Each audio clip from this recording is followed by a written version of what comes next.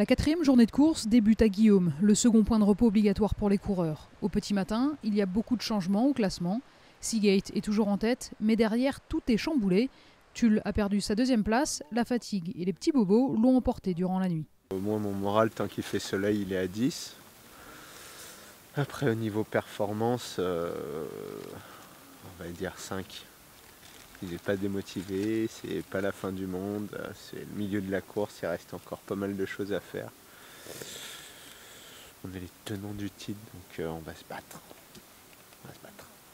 Tulle et Red Quechua ont cédé la 2e place à Red Light Canoë Évasion, auteur d'une grosse remontée. Il y a 2 jours, ils dormaient au bord de la rivière et cette nuit, le VTT leur a bien réussi. Tout s'est mis dans l'ordre des choses. Adrien a fait une super orientation, on a très peu hésité, pas fait d'erreur et on a récupéré 3 équipes devant nous les unes après les autres. Donc vraiment très surpris parce qu'on avait 4-5 heures de retard sur Tulle et sur Quechua et on est revenu sur eux, ils étaient complètement azimutés, perdus là-haut. C'est un mélange d'émotions bizarres entre la fatigue, effectivement l'excitation et la peur aussi de savoir si on va aller au bout. Tout va bien encore se goupiller pour nous. 4 équipes sont en course pour le podium et entre la fatigue, les pépins physiques et les soucis techniques, tout reste ouvert. Nous on est contents parce que le fait que Red Light soit repassé devant, ça remet quand même beaucoup de piquant dans la course. Bon, et ça montre aussi que les grosses équipes ne sont pas infaillibles. Parce que même Seagate, ils ont vraiment perdu énormément de temps, ils ont beaucoup jardiné.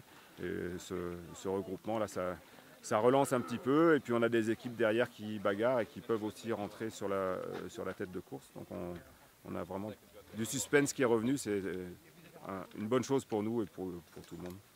Cette 4e journée s'annonçait technique et aquatique pour les équipes. 4e journée, une superbe journée d'atelier de cordes, de canyoning, à la découverte de la Cludamen, des gorges de Dalhuis, de la vallée du Var et récupérer les kayaks.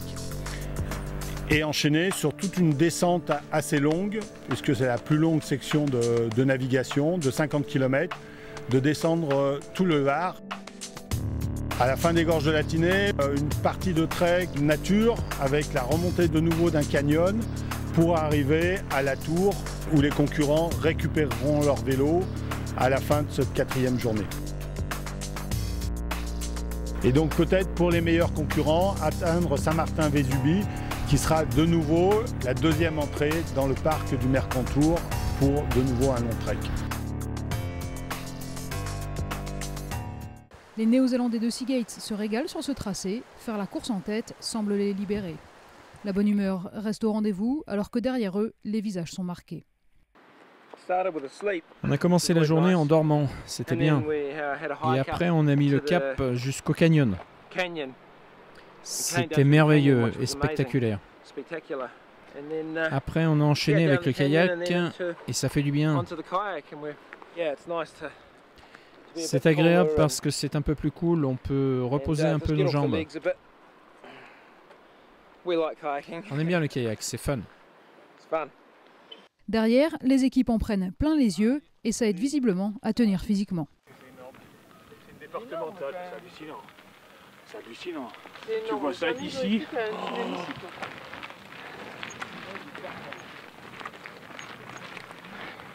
a pas un peu dans le regard.